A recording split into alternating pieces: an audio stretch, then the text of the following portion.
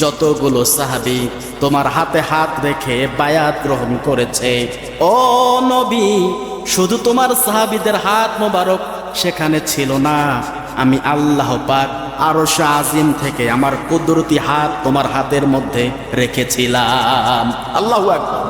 যখন আবু সুফিয়ানের কাছে খবর চলে গিয়েছে ওসমান হত্যার বদলা না নিয়ে মুহাম্মদ মক্কা ত্যাগ করবে না, ওরা ভয়ের চোটে ওসমানকে ছেড়ে দিয়েছে। যুদ্ধ করা লাগে নাই, শুধু একতাবদ্ধ হয়েছে। অথচ 1400 সাহাবীর চেয়ে ওদের সংখ্যা অনেক অনেক গুণে বেশি ছিল ওই সময়। মাত্র একতাবদ্ধ হয়েছে, ওরা ভয়ের চোটে ওসমানকে ছেড়ে দিয়েছে।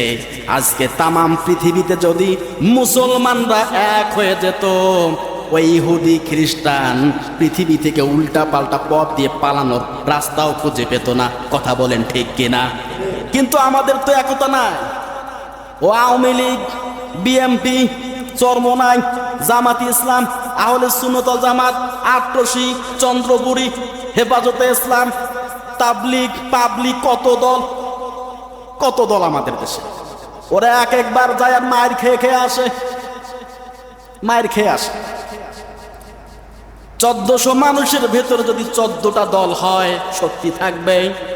শক্তি থাকে না। আমাদের বাংলাদেশে কতগুলো দল, সৌদি আরবেও দল আছে, বিশেষ করে শিয়া সুন্নিরা, যারা মনে করে মুহাম্মদ কেন নবী হলো, নবী হওয়ার দায়িত্ব আল্লাহ পাক আলীকেই দিতেন। ওরা আজানের মধ্যে আলীর নাম নেয়। বিশৃঙ্খলা সব জায়গায়। হুদাইবিয়ার সন্ধি থেকে আমাদের শিক্ষা হচ্ছে, মুসলমানরা যতক্ষণ না পর্যন্ত এক না হবে, তামাম পৃথিবীতে যতই সংখ্যা বেশি হোক না কেন, মাইর খাওয়া লাগবে। ঠিক কিনা বলেন? এটাই বাস্তব। হুদাইবিয়ার সন্ধি প্রান্ত থেকে একটা শিক্ষা আমি বের করলাম ইনশাআল্লাহ। এবার আসেন দেখি বদরের প্রান্তরের যুদ্ধ। আল্লাহ রাসূল সাল্লাল্লাহু আলাইহি ওয়াসাল্লাম মক্কা ছেড়ে যখন মদিনায় হিজরত করলো, কাফিরদের অত্যাচারে আল্লাহ রাসূল মক্কায় টিকতে পারল না। বিশেষভাবে তাকে হত্যার পরিকল্পনা করা হলো। আল্লাহ রাসূল অনেকগুলো সাহাবীকে মদিনায় পাঠিয়ে দিয়েছেন। হযরতে আবু বকরকে নিয়ে আল্লাহ রাসূল শেষবারের মতো হিজরত করবে। মক্কা ভূমি তার জন্মভূমি ছেড়ে চলে যাওয়ার কষ্টটা আছে না নাই? কথা বলেন।